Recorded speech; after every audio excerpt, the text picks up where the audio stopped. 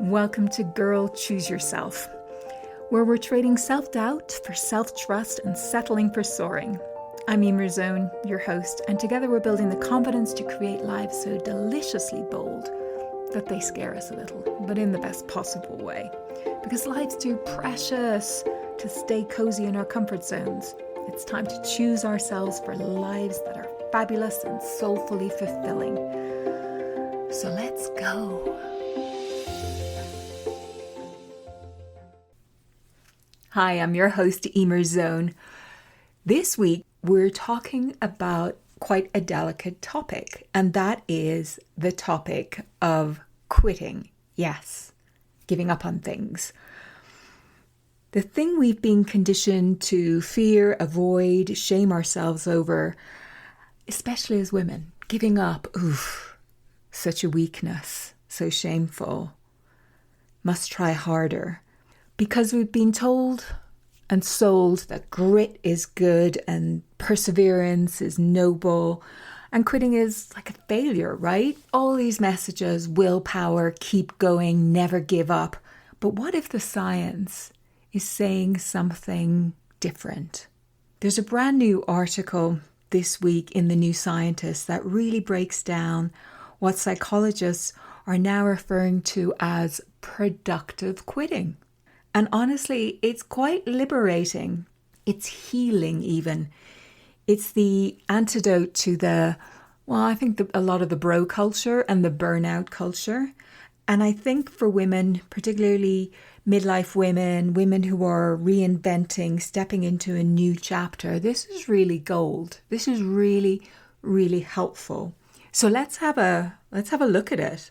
I think we're raised, first of all, if we think about our culture, and I'm recording this from where I live in the US, there's this belief system that worships the grind. It worships being busy, and messages around don't give up, never give up. The person who succeeds is the person who just holds on just that little bit longer and just won't give up. And if you quit, you're weak.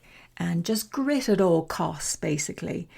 And I think women especially internalize this because we've been perhaps rewarded our whole lives for being the dependable ones, the ones who hold it all together, who get it done no matter what. And if you are a parent, you've been involved in, loving labor, raising a child, but where there was never an option really to quit. So it's this messaging to hold it all together, even if it's breaking us. But psychologists are now calling this maladaptive persistence, like sticking with goals long past the point where they are serving us. And I was thinking about this when obviously I picked up the article. Here it is, a November article when people are reviewing their year. What did I achieve? What goals did I meet? Which ones did I miss? Where do I need to double down? Where are the gaps? What am I going to be thinking and planning for 2026? And it was quite revolutionary and sort of unusual and caught my attention to see something that was like, hey, maybe it's time to quit your goals. So the research is really interesting and it's also clear. But women who cling, I'm going to say women a lot, and it refers to just people, humans.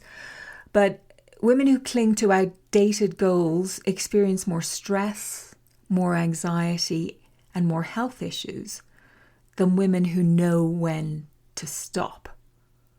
So let's just take that in. It's not just, I'm a little bit disappointed because I gave up on a goal, or I'll just keep going, I'll hold on, I'll never. People who are staying completely loyal to outdated goals are experiencing the stress, anxiety, and even health issues. It's impacting them on a physical level. So let's have a look at what that actually means. What's the detail around that message? So there's a psychologist who is cited in this research and in this article, and his name is Karsten Warsh at Concordia University. And he has spent literally decades studying this. And he's created what is called the goal adjustment scale, which measures two things. The first thing is your ability to disengage from a goal that's no longer working And we'll talk about the no longer working part in a minute. And 2, your ability to create new goals that feel meaningful. And the sweet spot is really both, where you have high disengagement, your ability to disengage from a goal that's no longer serving you, it's not working anymore, and then high re-engagement. So you're able to create new goals that are meaningful for you. And here's what he found. Here's what Roche found. People who stubbornly stick to their original goals are less satisfied with life. I found this really, well, it rang true, and also it was kind of a little bit surprising because the messaging is so strong around the just keep going, never give up. A success is just somebody who tried one more time. And this is the first time really in this, looking at this research, that I've seen so much nuance in this area. And reading it, it feels like common sense, letting go of a goal that doesn't serve us. But I don't know about you, but I've often been quite blinkered in the just keep going, just keep going. It's all very, what's that, Nemo? Just keep swimming, just keep swimming. And I'm wondering, hey, where in my life am I stubbornly sticking to a goal perhaps that doesn't serve me? So when Roche talks about being less satisfied with life, he mentions that these people can have higher levels of inflammation. That's bloody dangerous. There can be more depression, more anxiety, increased markers of immune dysfunction, bloody hell, higher risk of chronic illness, and higher cortisol levels. And then when you think about the alternative side of this, the other side is like the people who can let go, people who can decide and discern this goal no longer serves me and it's time to let it go. They have higher psychological well-being, healthier immune systems, fewer stress-related illnesses, record more life satisfaction, and they're just more adaptable. So quitting can literally make you healthier. It's crazy, really, because I always associated it's all quitter, loser, failure, right? This, when you think about the negative narrative that can go on in our heads when we're in, self-judgment loops, it can be on this theme of quitting and giving up and you didn't follow through and all of those kind of dark self-judging thoughts. And seeing this research, I think it really illuminates a pathway out of that black and white thinking and offers a really healthy perspective on what it looks like to live a fulfilling life by bringing in this sense of agility around our goals, where we are auditing them really to understand, does this still serve me? Is this mindless grit and perseverance? Is there a smarter way to be approaching this? Does this still serve me?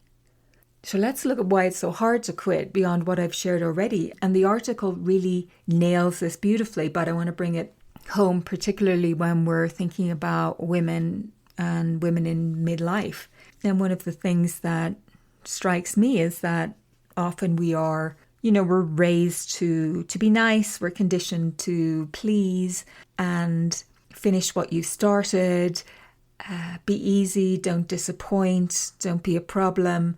I think those are messages that kind of get tangled in here and can carry some energy that puts us in this pathway of just keep going. Another thing is that we fuse our identity to the goal. We make it mean something about who we are. So if I stop doing this, if I stop pursuing this goal, then who am I? And when you don't have a good answer to the who am I, or you feel a bit lost because you've just placed so much of your identity in the pursuit of a goal, that is very tricky territory. And then thirdly, we moralize persistence. And this is what I mean by that. We think if I quit, I'm flaky. If I quit, I'm weak. If I quit, I'm a failure. It's not that at all. If you quit something with intention, you're choosing yourself. So I want to look at a middle pathway here that I found really interesting. And it was from new research from a researcher called Eimear in Zurich. And he shares a concept called goal shelving, which is like not giving up on something forever, but maybe putting a goal down with intention, with agency, with autonomy. You're fully acknowledging that this is a clear choice. So it preserves your identity. Like if I used to play the piano, I might return to it later without carrying the weight of I gave up piano, I failed. Because when you think about it, we have busy lives, we have competing priorities and goals, and sometimes the situations in our life require us to maybe shelve a particular goal, and shaming ourselves for that is so counterproductive. It's equating it to a failure to sort of stop playing the piano for a while. But when we think about it in this middle pathway of I'm shelving that for a while, that can be particularly helpful. And it's also helpful to think about when you will pick it up again, which can be, after I complete this project, or, when my kids are, 7 or in school or something.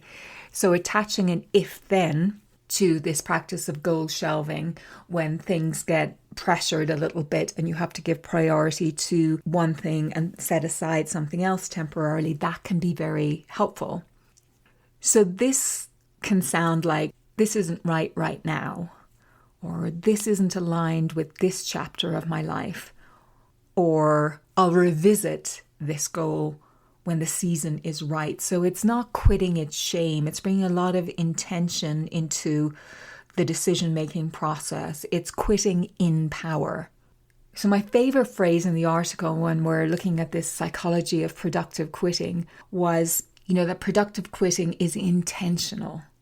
It's grounded, it's conscious. And that means asking ourselves, is this goal still aligned with the path that I'm on right now? Does it still serve me? Is it costing me more than it's giving me? That's a big one. Is it costing me more than it's giving me? The third one, am I pursuing this goal out of true desire or conditioning? So you're talking about, is this really my goal, or have I inherited it from somebody else? Is it kind of a should goal? Is it a goal oriented towards external validation? So really auditing the goal to see, does this truly serve me now? And maybe a fourth question when you're thinking about this is, does continuing this help me grow, or is it keeping me stuck? Does it help me grow, or is it keeping me stuck? So this really isn't giving up, throwing in the towel. It's choosing your next chapter consciously. Let's look at the emotional cost now of clinging to old goals. If we are not doing this auditing, if we are not practicing productive quitting, what does it look like if we are just clinging to old goals? I think many of us will cling to outdated goals because we're terrified of being seen as a quitter. But the psychological cost is enormous. This is like sunk cost bias. I'll keep investing in this because I've already invested so much already. And that's a terrible mistake to make, to keep paying the price of something when it has a negative impact on you just because you've already invested however much time, however much money, however much energy. The research shows that our emotional distress increases, our self-esteem decreases, we're not getting anywhere, we're not making progress, we're not making enough progress. It's very weighty. We experience more guilt, there's more regret, there's more anxiety. Just even as I'm speaking about this, I'm contracting as I'm just talking about it. It just feels so heavy. And that's because in the body you're having cortisol spike, immune function dropping, inflammation increasing. And it's wild because society tells us that quitting is what's dangerous. But we really need to rethink this. We really need to bring clarity and conscious consideration to this area. Am I clinging to an old goal that no longer serves me? So let's look at a simple framework at, how to know when to quit. So here are some questions that were offered by the researchers and that I use in my coaching practice that are helpful for evaluating goals and knowing when to quit. So question 1, is this goal truly mine or was it inherited? Is it a parent's dream that I'm pursuing, a societal expectation? Is it some fantasy of my past self? Second question, is this goal aligned with who I am today? Or is it something the old version of me wanted? We're allowed to outgrow our goals and kind of say, I don't quite have the fire for this anymore. It just doesn't feel as important anymore. Things have changed in my life and it's time to let this go. Number 3, does this goal energize me or drain me?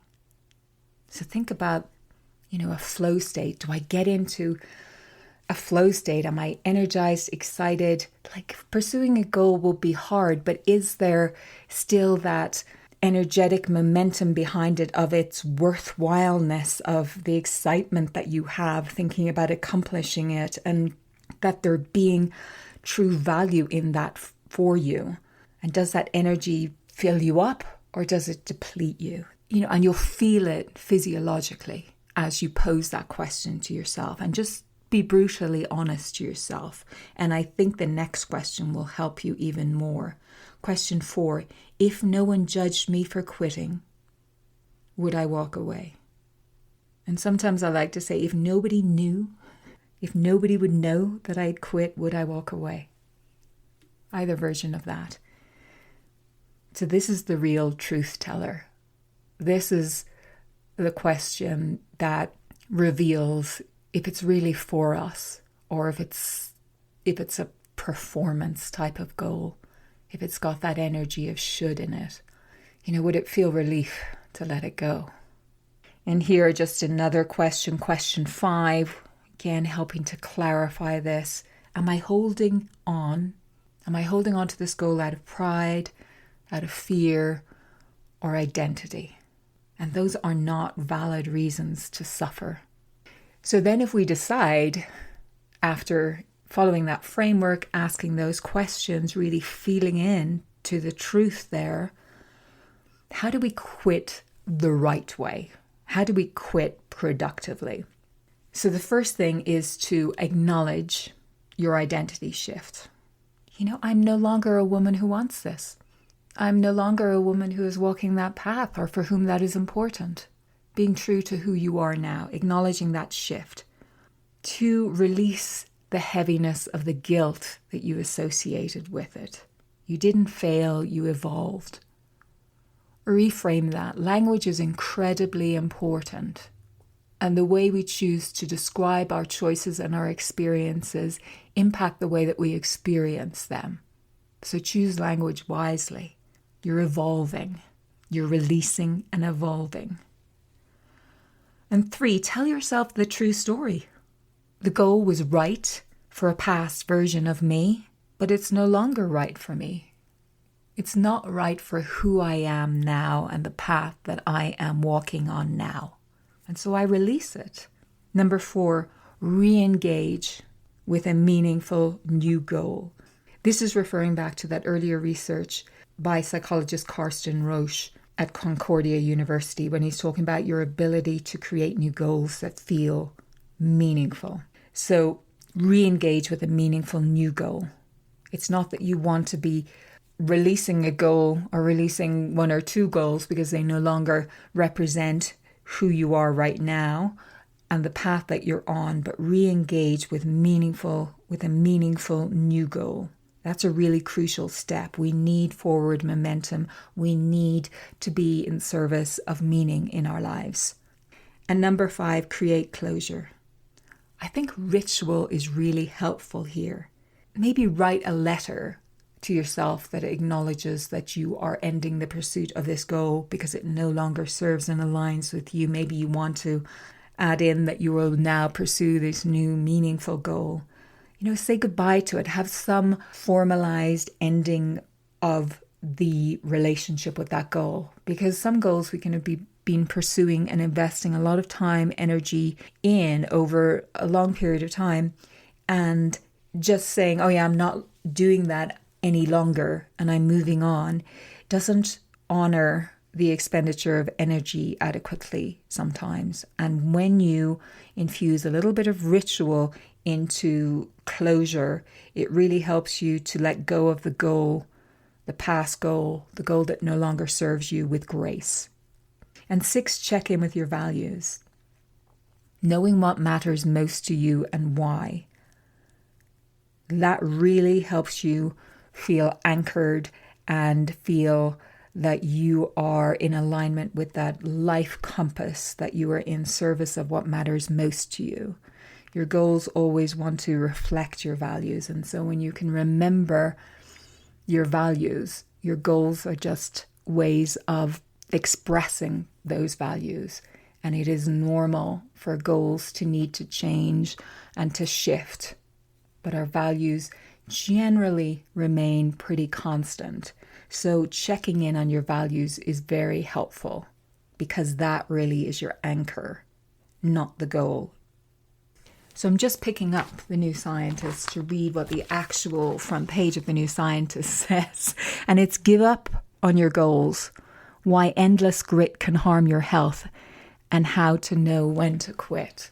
Such a different message than a lot of the messages you're probably seeing around on social media and other places right now. And I think it's a really important message, because it is so easy for us to be hard on ourselves, to be dismissive of our efforts, to say we're failures, we're losing, we'll never be enough, we can't achieve this, we can't achieve that, and to make it mean something about who we are. And I really feel that the messages that I've been sharing today and the framework are an antidote to that. It really brings nuance into this area of goal setting and grit and perseverance and willpower. Those things are all very important, but there's always been something missing, and that mindless pursuit of a goal without this checking in and this ability to release goals, whether we're shelving them or releasing them permanently, is so necessary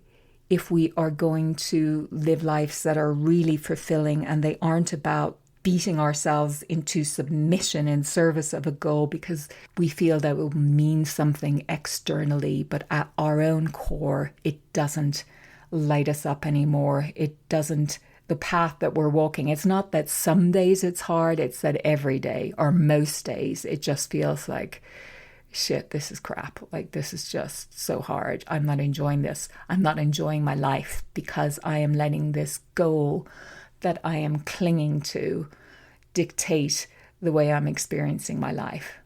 And we're more than that. We're more than that. If you needed some permission to let go of some goal that has been causing you a lot of distress, this is your permission slip. If you need it, your liberation, maybe your invitation to a turning point, to audit that goal, to look at this framework, because choosing ourselves sometimes looks like quitting. That's not failure. That is growth. That is evolution. That is self-honoring. That is a graceful and skillful and wise way to approach our lives, and to recognize that it is a sacred life and it should not feel like a fucking grind. So I hope this has served you. I hope you are looking after yourself, particularly at this busy time of year when there are lots of messages incoming on what you should be doing and how you should be doing it and how you should be enjoying yourself and all of those other messages that can feel energetically very heavy. My invitation to you is to just go inward and really tap into what you most need, what's going to serve you, because your intuition knows.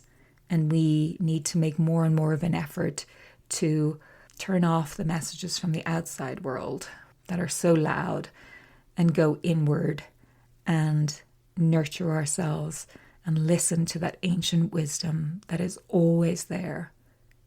That's it for me this week. I hope this has served you. I will see you next time. Take care. Bye. Thanks so much for tuning into the episode this week. I hope you got a lot out of it, and if you did, please share it with somebody who you feel would benefit. And leave a review. Always greatly appreciated. Lots of free and paid resources to take things a step further. You can find those in the show notes. And hey, if nobody has told you this yet today, you are amazing, and the world is a far more beautiful place because you're here with us all. Stay cool. Bye.